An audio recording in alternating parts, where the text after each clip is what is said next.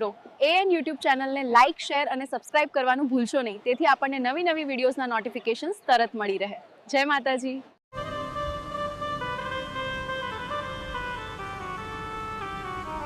આપણા જીવનની ઊંચાઈ ઉપર લઈ જવા માટે આ સંસારમાં સૌથી મહત્વનો કોઈ ફાળો હોય તો મા બાપનો છે. વાલા ભક્તો,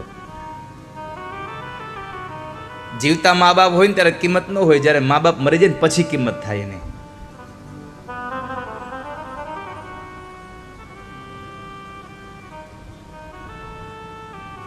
જ્યારે મા મૃત્યુ પામી હોય અને આપણે બીમાર પડીએ અને ત્યારે દીકરી જ્યારે બાજુમાં આવે અને દીકરી બાપુજીને દવા ને બધું આપતી હોય ને, ત્યારે દીકરીને જોઈને એમ થાય કે મારી માય મારું આમ જ ધ્યાન રાખતી હો.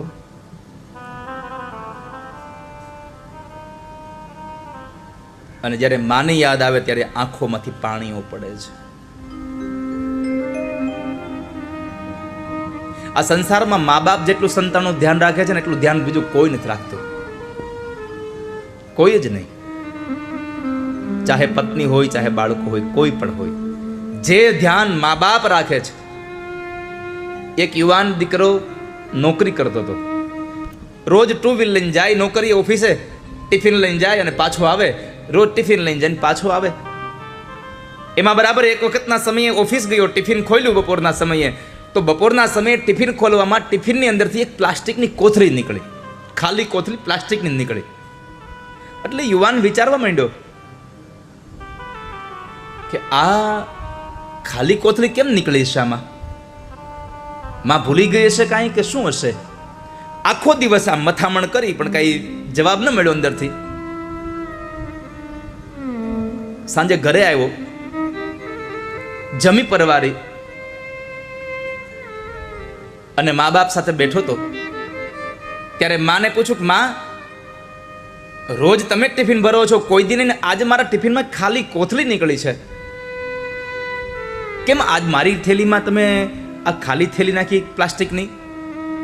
અને ત્યારે એ જન્મ દેવાવાળી માં એટલું બોલતી, દીકરા તું રોજ ટુ વ્હીલ લઈને જાય છે ને, હે ભાઈ તું રોજ ઓફિસે તારી બેગ લઈને જા છો અને તારી પાસે ટુ વ્હીલ છે, ફોર વ્હીલ નથી. અને અત્યારે ચોમાસાના મહિનાઓ ચાલુ થઈ ગયા છે. કદાચ તું ટુ વ્હીલર આવતો હોય અને રસ્તામાં વરસાદ આવે તો તારા ખીચામાં રહેલા પૈસા, તારા અગત્યના કાગળો, તારો મોબાઈલ પલળી ન જાય એટલા માટે મેં તને પ્લાસ્ટિકની કોથળી હારે આપી છે.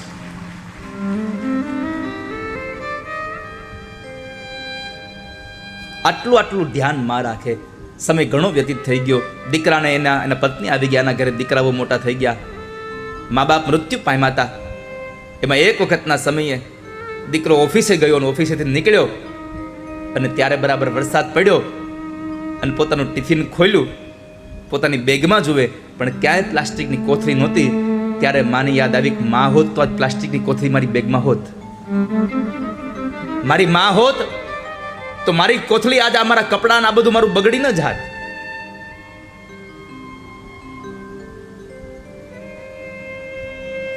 તારી યાદ આવે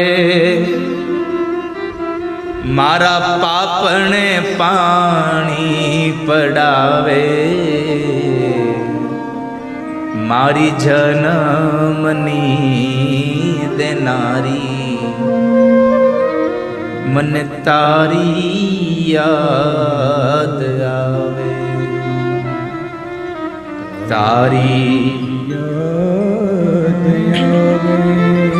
મારા પાપને પાણી પડાવે,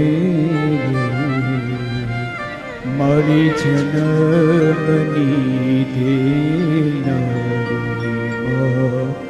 મને તારી. આ સંસારમાં તમે ક્યારેક અનુભવ કરજો, તમે ગમે તેટલા મોટા થઈ ગયા હો, તમારી ઘરે દીકરાઓ ને ઘરે દીકરા હોય, પણ તમારી ગૌઢી માં જ્યારે જીવતી હોય અને તમે રાત્રિના સમયે બહાર ગયા હો, જ્યાં સુધી તમે ઘરમાં ન આવો ત્યાં સુધી ઘરમાં બધા જ વ્યક્તિઓ રૂમ બંધ કરીને સૂઈ જશે, પણ ખૂણામાં ખાટલો નાખીને પડેલી તમારી વૃદ્ધ માં નહીં સૂવે ત્યાં સુધી, જ્યાં સુધી તમે ઘરે નહીં આવો ત્યાં સુધી. મા બાપ જાગતા રહે છે, હજી મારો દીકરો બહાર છે.